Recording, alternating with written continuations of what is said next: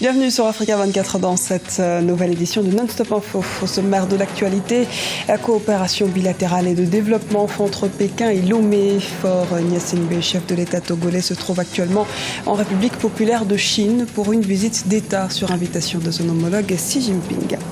Ce samedi s'est tenue à Dakar une concertation nationale. Le chef de l'État Macky Sall a à cette occasion décidé d'institutionnaliser le 28 mai comme journée du dialogue national dont la conduite du processus sera encadrée par un comité de pilotage. Et puis soutien à la compagnie Égyptair. Le transporteur avait récemment entamé une phase de relance économique. Le crash du vol MS-804 n'éloigne pas les risques de perte. Mais nous verrons que la communauté arabe reste mobilisée autour de la compagnie aérienne. Mais d'abord, des solutions pour pallier au regain de tension dans le delta du Niger. Le président nigérian Muhammadu Buhari va entamer des négociations pour mettre un terme aux attaques menées par les vengeurs du delta du Niger sur les sites pétroliers. Ces derniers demandent une meilleure redistribution des revenus du pétrole et ont une visée indépendantiste. Il s'agit pour le chef de l'État de relancer le processus d'amnistie des anciens leader militant de la région du mouvement d'émancipation du delta du Niger, entré en conflit avec le gouvernement en 2009 et qui a notamment les mêmes revendications que les vengeurs du delta du Niger. Le Togo souhaite renforcer sa coopération avec la République populaire de Chine en matière d'infrastructures, mais aussi dans les domaines de la santé, de l'éducation et du social. Les relations diplomatiques entre les deux pays datent de 1972 et du 29 mai au 2 juin, ces relations entre la Chine et le Togo vont se raffermir par le biais de la visite du président togolais Faure Gnassingbé à Pékin. Les précisions d'Alioune Guindo. Visite officielle du président Faure Gnassingbé en République populaire de Chine du 29 mai au 2 juin 2016. Un déplacement qui fait suite à la rencontre entre le chef d'État togolais et son homologue chinois Xi Jinping lors du sommet Chine-Afrique qui s'est tenu en décembre 2015 à Johannesburg en Afrique du Sud. Les relations diplomatiques entre le Togo et la Chine, amorcées en 1972, se sont raffermies au fil des années, tout comme la relation économique et commerciale entre les deux pays.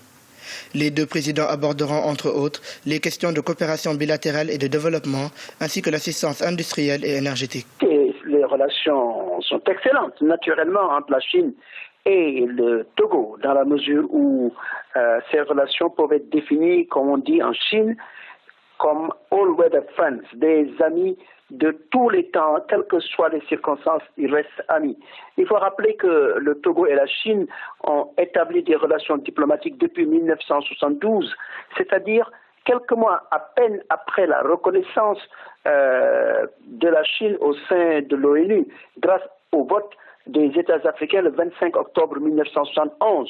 Dans le domaine des infrastructures, par exemple, de nombreuses réalisations confirment l'excellence des relations entre le Togo et la Chine. L'aéroport international Gnassingbé et Yadema de Lomé, tout comme le centre hospitalier régional de Lomé, sont le fruit de cette coopération fructueuse. Un partenariat qui booste la compétitivité économique togolaise.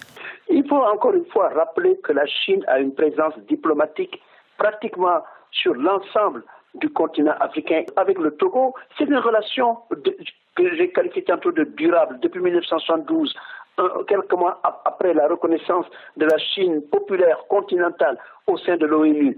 Et de ce point de vue, beaucoup d'actions, encore une fois, ont été posées, y compris des jumelages. Par exemple, je crois que la ville de Shenzhen, qui est l'un des laboratoires de la renaissance économique de la Chine, est jumelée à la ville de Lomé. C'est ce qu'on m'avait dit lors d'un passage là-bas. Lors de sa visite avec le président Faure Gnassingbé en décembre 2015, le président Xi Jinping a manifesté sa volonté de faire de la zone du port de Lomé un pôle industriel.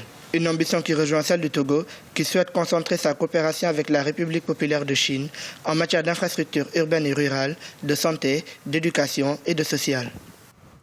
Au Sénégal, le président Macky Sall veut désormais mettre en route les 15 points de la réforme constitutionnelle et également discuter de santé, d'éducation, de sécurité et de politique. Samedi 28 mai, le chef de l'État a ainsi réuni autorités religieuses, représentants de la société civile et acteurs politiques. Les précisions dans ce reportage d'Elhaj Ndiaye, notre correspondant au Sénégal. Le dialogue national entre le pouvoir, les partis politiques, les religieux, la société civile et les organisations patronales se poursuit à Dakar, au Sénégal. Cette rencontre a permis aux différents acteurs d'exposer au chef de l'État les différentes préoccupations de l'heure, du déficit d'emploi des jeunes à l'éducation en passant par les réformes constitutionnelles, l'acte 3 de la décentralisation, la gestion des ressources naturelles. De nombreuses questions ont été soulevées. C'est important d'initier un dialogue de ce type-là. Nous avons dit l'essentiel de ce que nous voulions. Nous voulions donc une démocratie apaisée avec la fin du harcèlement politique et la libération de nos détenus politiques. Donc ça, c'était important pour nous de le dire là-bas. Nous l'avons dit. Nous allons voir maintenant par la suite comment les choses vont évoluer. Sur le processus de mise en œuvre du référendum, nous avons trouvé cela antidémocratique. Le président de la République a la prérogative de lancer un référendum. Personne ne lui conteste cela. Tout ce que nous souhaitons, c'est comme nous sommes des acteurs et des citoyens et que la Constitution nous sera imposée à nous tous, il était important qu'il puisse s'ouvrir à nous, qu'on puisse au moins donner notre position avant de figer tout cela dans la proposition qui est allée devant le peuple. Une des questions qui a le plus marqué le premier round de ces échanges était celle de l'affaire Karim Wade. L'avocat de l'État dans ce procès, Maître El Hadji Diouf, n'a pas manqué de demander la grâce présidentielle pour le fils de l'ancien chef de l'État. Et le président a accordé récemment, à l'occasion de la fête de l'anniversaire le 4 avril, à 500 Sénégalais la grâce. Mais Karim Wade est un Sénégalais. Il a droit à cette grâce. L'un des premiers résultats du dialogue national est l'audit du fichier électoral qui a été annoncé par le chef de l'État. Une vieille doléance formulée par le Front du Non avant et après le référendum du 20 mars dernier. Ce processus doit être rediscuté, le fichier électoral doit être revisité. Et là, il faut qu'on le fasse au niveau d'une discussion et d'un consensus. Pour pérenniser ce genre de rencontre, le chef de l'État a pris l'engagement d'institutionnaliser la date du 28 mai comme une journée de dialogue national au Sénégal. Cette rencontre avec toutes les forces vives de la nation a été l'occasion pour le président Macky Sall de réaffirmer sa volonté à consolider la démocratie et l'état de droit. Attente du verdict d'Hissène Habré ce lundi à Dakar au Sénégal. Le tribunal spécial africain jugeant l'ancien président tchadien doit rendre son verdict sous peu. Arrêté le 30 juin 2013, il est jugé depuis le 20 juillet 2015 par les chambres africaines extraordinaires mises en place en vertu d'un accord entre le Sénégal et l'Union africaine.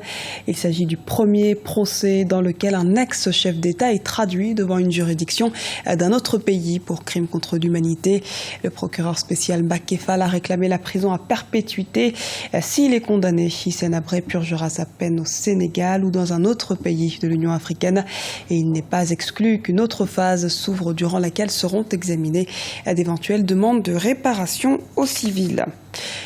Soutien aux transporteurs aériens égyptiens Egyptair. La communauté arabe a rendu un vibrant hommage aux victimes du vol MS 804 qui s'est abîmé en mer Méditerranée le 19 mai. Depuis ce crash, la compagnie aérienne fondée au Caire en 1932 peut se retrouver dans la tourmente. Les précisions d'Oumou Kalsoumba. La disparition de l'Airbus A320 de la compagnie Egyptair dans la nuit du 18 au 19 mai assurant le vol MS-804 entre Paris et Le Caire a provoqué la tristesse et la consternation du monde entier, notamment de la communauté arabe. Afin de soutenir le transporteur égyptien, de nombreux ressortissants arabes ont voyagé via Egyptair. D'autres ont remplacé leur billet d'avion avec celui du transporteur égyptien. Selon de nombreux observateurs, la compagnie multinationale Egyptair n'a pas annulé un seul vol après le crash du vol MS-804.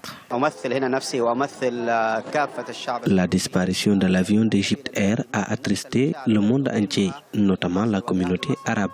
Nous soutenons l'Égypte et nous compatissons à la douleur. Je suis venu au Caire avec Egyptair, c'est pour prouver que nous sommes unis. Selon le ministère de l'Intérieur, des opérations de recherche ont été menées par les forces aériennes et navales de l'Égypte, de la Grèce, de la France et des États-Unis. Parallèlement, une forte mobilisation a été notée au sein de la communauté arabe. Vêtus de t-shirts à l'effigie Support Egyptair, soutien aux familles des victimes, les ressortissants arabes ont rendu un vibrant hommage aux victimes du crash du 19 mai. Nous sommes vraiment touchés par cette forte mobilisation. Musulmans, chrétiens, riches, pauvres, tous sont venus de loin pour nous soutenir.